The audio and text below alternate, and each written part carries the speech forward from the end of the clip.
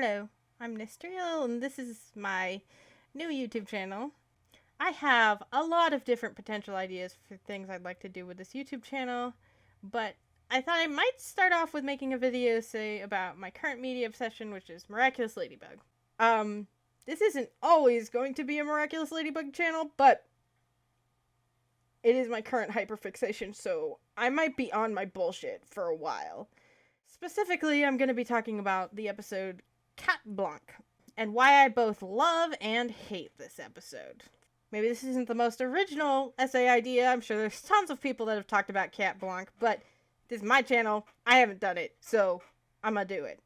I kind of love this in a doyless sense, but in a Watsonian sense, it makes me mad. In case you don't know what those two words mean, doyless is basically kind of a traditional critical media perspective. Like, how does this function as a piece of media? Whereas a Watsonian perspective is like from inside the world of the story. How does this work within the rules of the story? So, if you haven't seen Miraculous Ladybug or Cat Blanc, and you care about spoilers, go away. Go away. Go do that and then come back. And also, I do recommend you do that because Cat Blanc is probably one of the most amazing 22 minutes of cinema that I have ever seen. And yes, I am calling it a piece of cinema because just referring it to, like, as an episode of a TV show seems like an inadequate description for this miraculous piece of art. But also, don't just watch that specific episode because it's basically just the climax of a film as an episode, right? And that doesn't really work nearly as well if you don't have the proper build-up. So you need to watch at least a significant enough portion of the show to have the proper context. So this is your official warning. Go watch the show. There's spoilers behind this point. If you keep watching, it's not my fault. Okay, so as I was saying, one of the reasons Cat Blanc works so well structurally is because we have like 3 seasons of build-up before we get to it. So by this point, we understand the character dynamics very well. Like, we know that Cat Noir is in love with Ladybug, who is Marinette, who is in love with Adrien, who is Cat Noir. And not only do we know that, but this dynamic has been used consistently as a source of miscommunication. And this level of miscommunication has built up a kind of suspense where we are just waiting for something to happen. We know and expect that something has to come of this, right? And with all the chemistry that has been established between them over time, and even characters diegetically referring to them as being made for each other, we're also probably rooting for them to, like, get over this miscommunication and finally get together. Plus, we also know pretty well the dynamic between Adrien and his father. We know Gabriel, at least in some form, cares about his son, even though he often has a crappy way of showing it. He's controlling, yet neglectful at the same time, and we know this is affecting Adrien negatively, and he's resentful of it, but he also cares about his father. But we also know something that none of the other characters in the show know, which is that Gabriel is Hawkmoth. And we know that something has to come out of that, right? But even with everything he's doing as Hawkmoth, we know that up till now, Gabriel has been protective of his son and doesn't want him to get hurt. Even when he thought he was Cat Noir. If indeed you are Cat Noir, then transform, son. Please. Come on, son. Cat Noir! Help! Drop Ladybug! Which, side note, but Gabriel definitely figures it out here. Like a cat on a hot tin roof. See you again soon, Mr. Agrest.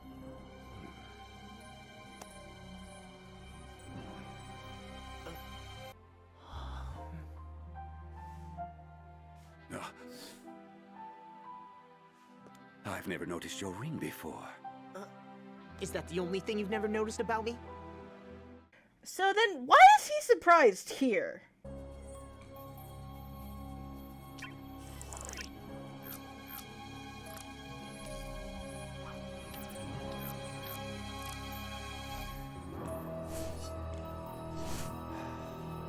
That's impossible.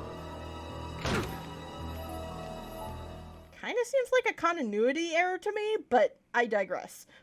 The point is, the show has been building up suspense through dramatic irony.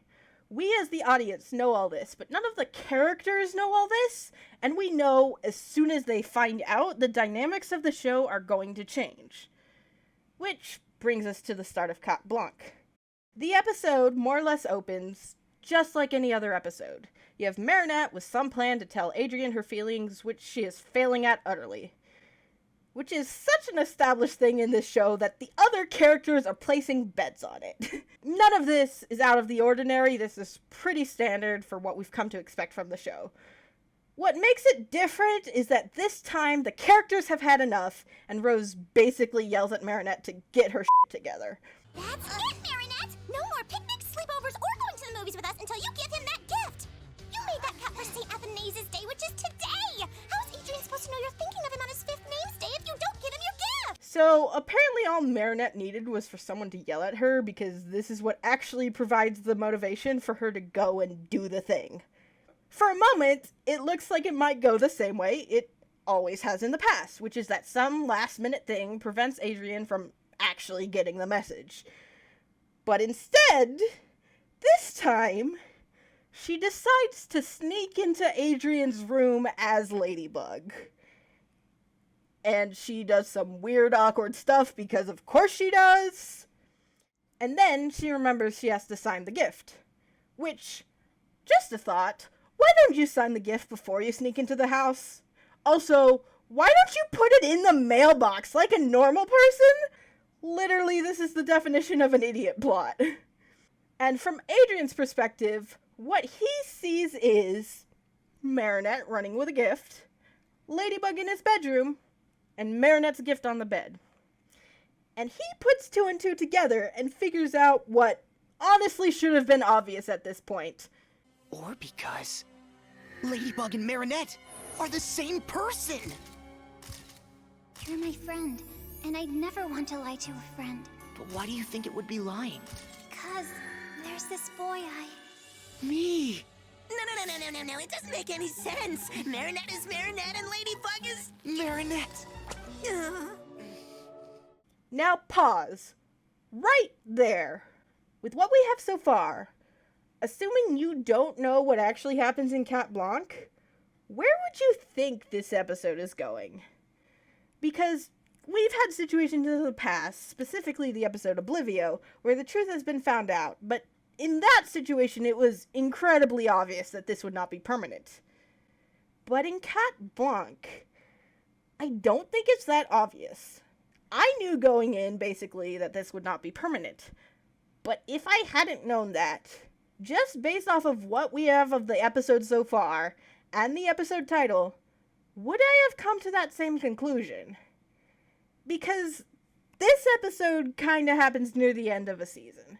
And end of seasons is when dynamics tend to change. So I think it's at least plausible that we could have had a permanent dynamic change here.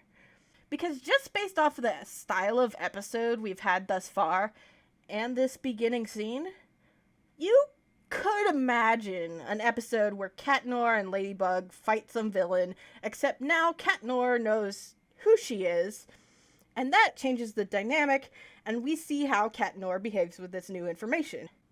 Maybe you weren't expecting exactly that, but you probably weren't expecting what actually happens unless you happen to know something about the episode beforehand. Because the next scene we get is this. Bonix? Minibug, something happened today that caused a major disaster in the future. I'm not sure what it was or when it happened exactly. Nothing unusual to report on your side? Think, Minibug, think! And suddenly, all bets are off, and we're dealing with an entirely different kind of episode. Because time travel always makes things worse. Or better, depending on your perspective. Because this sets up, honestly, one of my favorite storytelling tropes, which is non-linear storytelling. Because, in a normal style, you see things roughly sequentially. You see things in the order they happen, and you see the cause before you see the effect. But there is another way to structure a story, which is where you show the effect before you show the cause. And this is what happens in Cat Blanc. And after this point, we get the episode basically splitting into 3 different plot lines, which is Ladybug fighting Cat Blanc, Bunnix trying to figure out what the hell's going on, and what happened with Adrien and Marinette. So what's unique about this episode is the order in which we learn information. What happens first is that we get this scene. What happened here? The less you know about the future, the better. Just do your thing. Capture the Akuma and restore order. Then the train will be back on track. And at this point, you might already be suspecting what we're about to find out based on the title of the episode. Little kitty on a roof. Cat all Noir? his lady. Cat Noir. Milady? I thought I'd lost you. Oh, I was feline so sad that you were gone. So, we pretty much know at this point that Cat Noir has been akumatized before it's even said. So pretty early on the fight, Cat Blanc starts saying lines like this. My poor kitty. Tell me, do you remember where the Akuma went? Here, but it's already broken. Now you're breaking more than my heart, Marinette! What? And to Marinette, what she learns from this is that Cat Noir knows who she is. But what the audience learns, or at least what the audience is probably starting to theorize, at least I personally started to theorize based on this, is that presumably Adrien and Marinette ended up in some sort of relationship, and that relationship ended very badly, and he's very pissed off about it. That's the information you're more or less I don't know if you're expected, but like this is the information I came away with at this point in time, is that something bad happened in their relationship. You'll notice that this assumption is actually wrong, and that the episode is intentionally misleading us. Also, when he says, "Give me your Miraculous," he's not actually being controlled by Hawkmoth. We've been conditioned to think that akumatization means you're after a Miraculous, but that's only because of Hawkmoth. If you notice, Star Train wasn't after any Miraculous. She didn't care. It's only because they're being controlled by Hawkmoth that they're after a Miraculous. But in Cat Blanc's case, it's not this isn't his motivation. But we don't know that yet. So what we've done is jump in medias res into the end of a story, and now we have to work our way up to how we got to this point. And it's Bunnix trying to figure out what's going on that's the mechanism that does this for us. Who, in her like weird time travel bubble thing, is trying to figure out what we're trying to figure out, which is how did we get here? And so we have Bunnix finding what happened between Adrien and Marinette, and you have this adorably cute scene, which I am just absolutely in love with this scene. Marinette, I have something to tell you.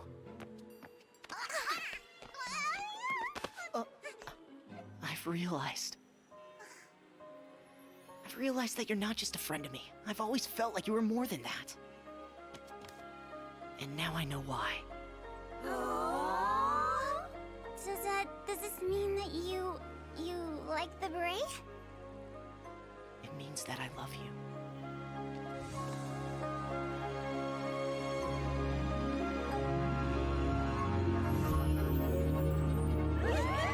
So, I probably don't need to explain the structure of this scene, but I'm going to anyway. This scene works, as I said, because we've been waiting for them to get together, and it has their love theme playing underneath, which we've established their love theme enough that it has some emotional potency. But then what happens is that the love theme distorts, it gets weird and creepy. And you get Blanc saying, It's worse than I thought. so this kind of creates, like, some confusion in us, because something we've been expecting to happen, Blanc wasn't expecting to happen. So we kind of get the question in our brains, well, if this isn't how it's supposed to go, how is it supposed to go? And we don't get an answer to that in this episode. I do also want to just point out Marinette's hair here. She has her hair down for no apparent reason. It's the first time we've seen her with her hair down, and we see her with her hair down through the rest of this episode. And then the only other time we see her with her hair down, so far at least, is in the season finale, which is like a very loving scene between her and Adrien. I don't know if like this is intentional, but I kind of feel like the hair down Marinette is maybe symbolic of Adrien being in love with her. But I might be reading too much into it. And then we jump back to the fight with Cat Blanc, and he does this. Give me your Miraculous so I can make everything go back to the way it was! Mega Cataclysm! So, we get the sense that Cat Blanc is terrifyingly powerful. And then we go back to Blanc, who is getting more and more panicked as we get a montage of cute scenes showing their relationship. And then we get this. Things were perfect until Hawkmoth found out about everything. Once the cat is out of the bag, it's only a matter of time till everyone knows. It was our love that did this to the world, m'lady. Which, oh my god, the first time I heard that was so powerful. And again, this is actually kind of setting up a misdirection by the episode. Because the conception that we get from this is either Hawkmoth found out about their relationship, or Hawkmoth found out that Ladybug was Marinette. Which isn't exactly what happens. Miss Dupan Chang, your relationship with my son is detrimental to the Gabriel Agreste brand. I demand that you stop seeing him at once. But I didn't do anything. She loves Adrien and Adrien loves her. You can't decide. If you refuse, I will not hesitate to withdraw Adrien from school, and he will never see his friends again. Adrien doesn't deserve this. Then make the right choice. Marinette? Why won't you come in? What's wrong? Adrien, forgive me, we're just not right for each other. What are you talking about? Of course we are. We love each other. No, I don't love you anymore. Now, remember that we have kind of been set up the expectation that Adrien gets akumatized because of Marinette breaking up with him. So now there's like all this tension built into this scene because we're expecting something really bad to happen.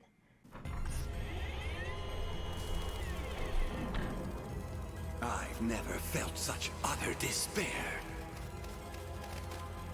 Marinette Dupan Cheng will be my ultimate masterpiece. Oh, we were expecting Cat Noir to get akumatized, but we were not expecting Ladybug to get akumatized. Marinette, move! Adrien, Blanc, close out!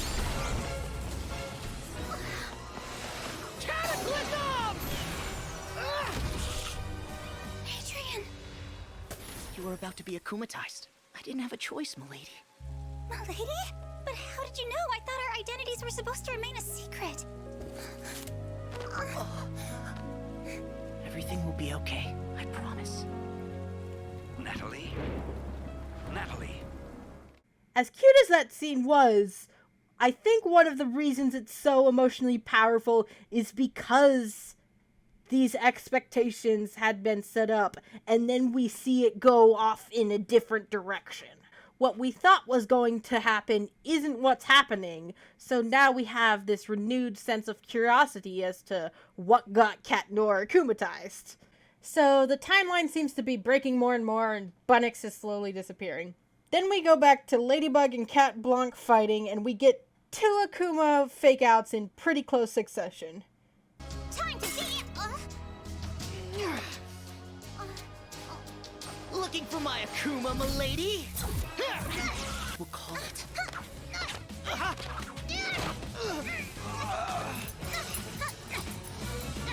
to de-evil.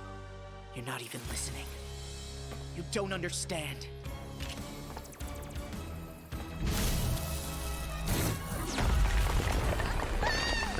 Now, at this point, 2 different thoughts popped into my brain at the same time. One was, oh, the Akuma's in the bell. The other is, holy what if he doesn't have an Akuma? What if he's just like this? Which isn't what happened, but wouldn't it be up if that's what happened? Also, between the 2 fake-outs, we get her lucky charm, which is an eraser. An eraser? I'd like to erase the past too, but there's only one way to do that. And honestly, it's probably not that hard to guess what the eraser is for, so now we're being set up another expectation where we're kind of starting to see where the episode is going to end. And then, when Ladybug is under the water, we get another gorgeous example of seeing an effect before the cause, because we see that Ladybug and Hawkmoth have been, like, turned to stone or dust or something, and we see that scene before we see what's actually caused that. So that's just another example of this episode setting up expectations to later pay off.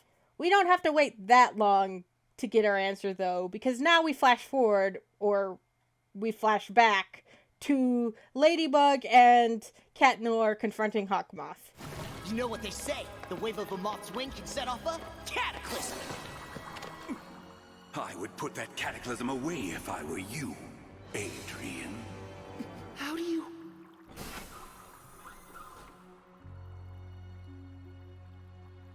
Mother? And honestly, there's just so much going on here. This scene is so good. But I'm particularly obsessed with the way he brings the cataclysm right next to his father's chest and stops, like, right there. And then Hawkmoth does this.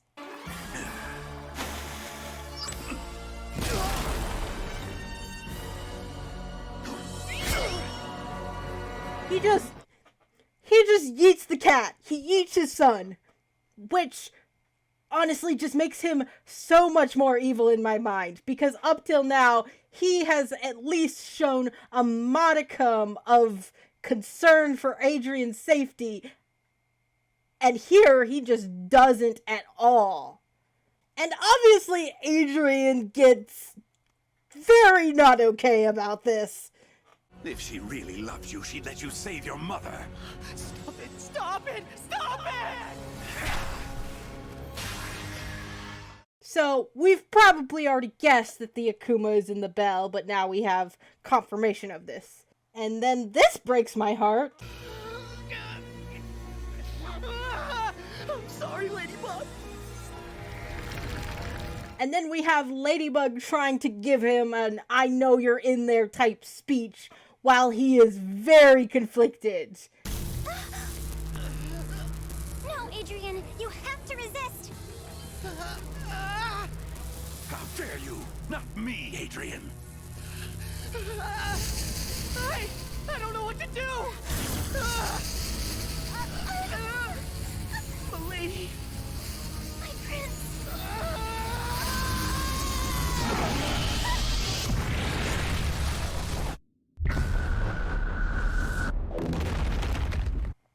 So now we're pretty much caught up to speed. We're back where we started the episode. And now all that's left is the resolution. I didn't mean to. Why won't you try and help me fix it? The simple truth is, you don't love me anymore, so I might as well destroy you, me, our memories, everything! No!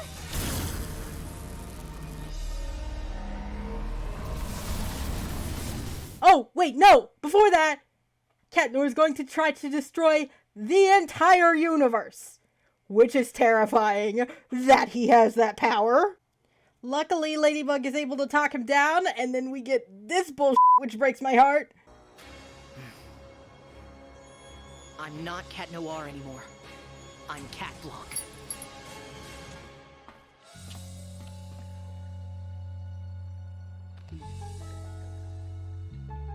You will always be Cat Noir to me.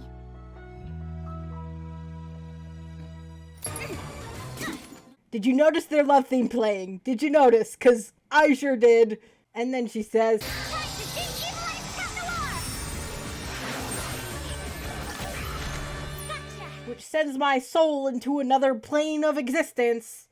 And if Adrian is like the other people who don't remember being akumatized, he's probably very confused right now. And then Marinette decides she can't use her Miraculous Ladybug here. She has to go back into the past to use it. What's wrong? You're still calling me Marinette. You're not supposed to know who I am.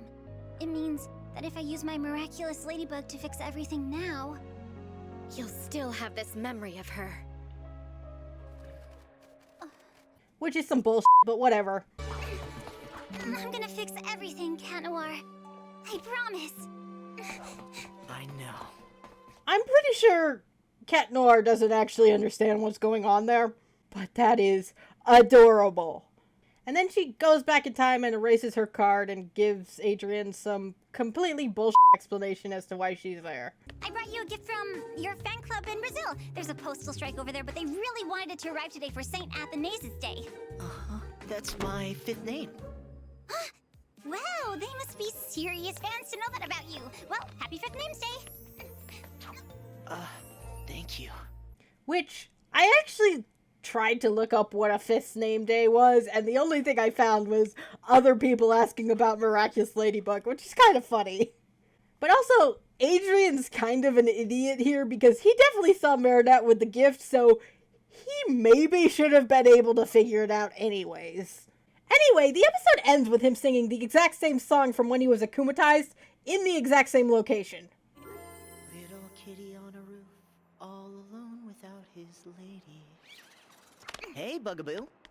And he also sings this song in the very next episode as Adrian while sitting in front of a statue of his mother, thus drawing a direct comparison between him losing his mother and him losing Ladybug, which was completely unnecessary and only served to hurt me.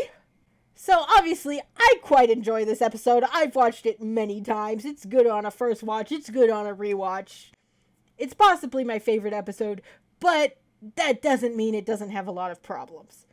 And I think most of the problems stem from the temporal mechanics in this episode not quite making sense. Which, serious question here.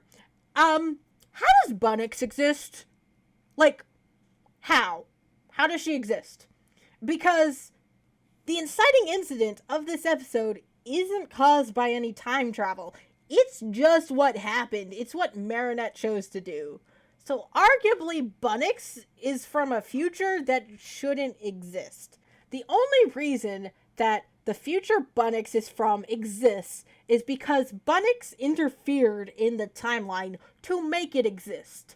But how could she have interfered to make it exist if it didn't exist in the first place? I could maybe see an argument that when Blanc interferes in the timeline before, she changed it enough that Marinette somehow makes a different choice, but I feel like that's a stretch. I feel like there's not really enough of a causal connection there for it to make sense to me. The other problem here is that the temporal logic in Time Tagger compared to Cat Blanc are very different. In Cat Blanc, obviously, time is very malleable and you can change things and have multiple different pathways and branches and whatever. But in Time Tagger, everything is a predestination paradox. Blanc's plan only works because she's relying on her successfully completing tasks she hasn't done yet. This isn't a case of us seeing an effect before a cause. This is a case of the effect actually happening before the cause. The reason little Alex has the watch in the first place is because Bunnix gave it to her, but she wouldn't have had the opportunity to do that while she was trapped in stone, which means she had to have done that after the events of Time Tagger. It's convoluted, but the internal logic, at least, kind of holds up as long as we're working within a system in which time is fixed. But the events of Cat Blanc and also the events of Timebreaker both show that time is not fixed. I personally like both these approaches to time travel, but it's really hard to have them both at the same time and have them still make sense. Also, to be fair, this point isn't a critique of just this episode because this shows up in a lot of time travel media, but why, when the timeline changes, is there, like, a delay in her disappearing? Like, why wouldn't she just disappear immediately? The only possible explanation I can come up with that at least kind of makes sense for where Bunnix came from is that she's from an alternate universe, and that, like, she is somehow crossing between, like, multiverse parallel universes. But because we don't know enough about the temporal mechanics involved here and how her Miraculous actually works, I don't know if that's actually what's happening or if that makes sense. But I'm hoping, like, when we see Alex get the Miraculous, like, hopefully we will see more use of the time travel here, and maybe the time travel will be explained a bit better, and maybe there will be a way for it to make it make sense, but as of right now, I don't really think it makes sense. My other main problem with the episode is this. Signed, Marinette. What the? Trust me, it's better this way. Which, is it though? Is it really? Because, okay, if Bunnix hadn't been there, we would have ended up with a destroyed planet Earth with a potentially immortal Cat Noir alone for all eternity, which is kind of bleak. But what would have happened if Ladybug had done her miraculous ladybugging in the future instead of in the past? They would have defeated Hawkmoth, right? They would have defeated him. Like, that bad. They had him cornered. They would have been able to defeat him, right? They would have won. Which, okay, from a narrative standpoint, that's not great, because we want there to be more show. If we defeated Hawkmoth, there wouldn't be that much more show, so we're going to delay that. But from a in-world perspective, from a Watsonian perspective, defeating Hawkmoth earlier is undoubtedly good, because then they would have been able to take the Miraculous away from him, and there would never be a second Hawkmoth. Because here's the thing, Ladybug goes back in time to fix a mistake. Which, by the way, it wasn't her mistake that was the problem. It was arguably Cat Noir's mistake that was the problem. But, like, y'all do know what happens in the season finale, right? My dear Guardian, what a pleasure it is to finally meet you. From now on, no one will have to keep his identity a secret. All the Miraculous wearers, come to me! Trix, let's pounce. Kalki, full gallop. Sass, Scales, Slither. Shupu, showtime. Like, it's not really addressed, but I kind of have to assume that in the Cat Blog timeline, the Guardian's memory doesn't get erased, and all these secret identities don't get revealed. Which, this is kind of besides the point, but why is it just Ladybug and Cat Noir fighting Hawkmoth? Where are all the other heroes? Where you'll have so many allies, where are they? Because here's the thing, we know that Cat Noir getting akumatized is bad, but arguably Ladybug getting akumatized might be worse, because she's the one who captures the Akumas. So what would you do in that situation? And we know Hawkmoth has tried to akumatize Marinette multiple times and only not succeeded due to, like, pure luck. So, the fate of Paris is resting on the mental health of a 14-year-old girl who is... Actually, no, I'm not fine at all. I'm so tired, Luca, of all these responsibilities, of having to put up a front all the time, of never being able to be who I truly am. not the most emotionally stable. And Ladybug being the guardian is undoubtedly going to make that dynamic worse. She's already having issues with all the responsibilities she has, but at least she had the guardian to help her. Now she has no one. I genuinely do not see any way that Ladybug being the guardian is going to end well long term. I'd love to be proven wrong, but this really does feel like a situation that's going to get worse before it gets better. Which, small side note, but y'all know Luca's song for Marinette, right?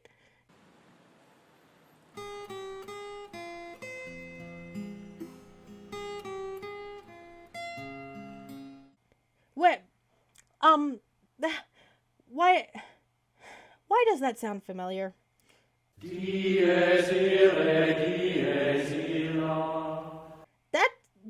That's concerning. I don't think I've seen anyone online point this out, but Luca's song for Marinette is the Dies Irae. It's the Dies Irae that morphs into the Miraculous Ladybug theme song. That's not good. Right?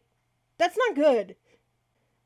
Like, listen, it could be that that's just, like, a massive troll, but I have to believe that that was intentional.